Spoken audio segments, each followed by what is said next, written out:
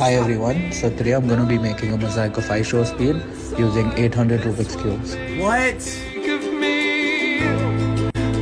What? He's honestly the funniest and most entertaining creator I've ever come across. What? I really hope he gets to see this, as I would love to see his reaction. What? Also, let me know what you guys think about this, and don't forget to tag him in the comments below. This dude made a Rubik's Cube of me. This maybe took around 800 fucking hours, bro.